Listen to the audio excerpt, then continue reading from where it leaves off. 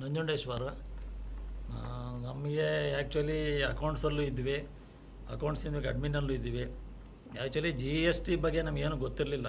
But ಏನೋ GST ಅಂದರೆ full farm ಏನೋ ಅಂತ ಗೊತ್ತಿತ್ತು ಅಷ್ಟೇ. ಇದರಲ್ಲಿ ಸ್ಲ್ಯಾಬ್ಸ್ ಎಲ್ಲ ನಾವು ಪೇಪರಲ್ಲೆಲ್ಲ ನೋಡ್ತಾ ಇದ್ವಿ. GST ಯಾವ್ಯಾವ ಥರ ಟ್ಯಾಕ್ಸು ಸ್ಲ್ಯಾಬ್ ಮಾಡಿದ್ದಾರೆ ಅಂತ 5-6 ಥರ ಸ್ಲ್ಯಾಬ್ ಮಾಡಿದ್ದಾರೆ. ಅದ್ರ ಬಗ್ಗೆ ನಾವು ಯಾವಾಗಲೂ ಫಾಲೋ ಮಾಡ್ತಾಯಿದ್ವಿ ಪೇಪರಲ್ಲೆಲ್ಲ. ಬಟ್ಟು ಇನ್ ಡೆಪ್ತ್ ನಮಗೆ ಗೊತ್ತಿರಲಿಲ್ಲ. ಈಗ ನಮಗೆ ಇದು ಒಂದು ಲಕ್ ಅಂತಲೇ ಹೇಳಬೇಕು. ಯಾಕೆಂದರೆ ನಾವು GST ಟ್ರೈನಿಂಗು ತೊಗೊಳಕ್ಕೆ ಆಚೆ ಕಡೆ ಹೋಗೋಕೆ ಆಗ್ತಾ ಇರಲಿಲ್ಲ.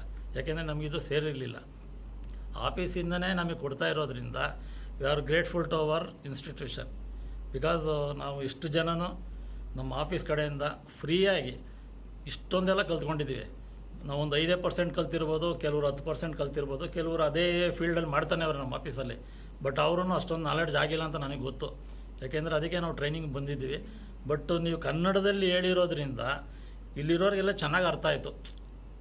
ಅದೊಂದು ಪ್ಲಸ್ ಪಾಯಿಂಟು. ಆಮೇಲೆ ನೀವು ಕೆಲವು ಇದೆಲ್ಲ ತೋರಿಸಿದ್ವಿ, ಪ್ರಾಕ್ಟಿಕಲ್ಲಾಗಿ ಸಿಸ್ಟಮಲ್ಲೆಲ್ಲ ತೋರಿಸಿ ಯಾವ ಥರ ಫೈಲಿಂಗ್ ಮಾಡಬೇಕು, ಯಾವ ಥರ ರಿವರ್ಸ್ ಇದೈತೆ, ರಿಜಿಸ್ಟ್ರೇಷನ್ ಯಾವ ಥರ ಮಾಡ್ಕೊಬೇಕು, ಅದರ ಬೇಜಾನ್ ಸ್ಟೆಪ್ಸ್ ಇದೆ. ಆ ಸ್ಟೆಪ್ಸೆಲ್ಲ ನೀವು ಚೆನ್ನಾಗಿ ಹೇಳಿದ್ರೆ. ಆದರೆ 3 ದಿನದಲ್ಲಿ ನೀವು ಟ್ರೈನಿಂಗ್ ಕೊಟ್ಟಿರೋದು ಇದು ಸಾಲಲ್ಲ ಅನ್ನಿಸ್ತೈತೆ ಪೂರ್ತಿ ತಿಳ್ಕೊಳ್ಳೋಕ್ಕೆ.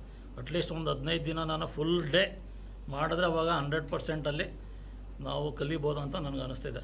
Anyway, you are thankful to your training institution as well as to our institution. Thank you.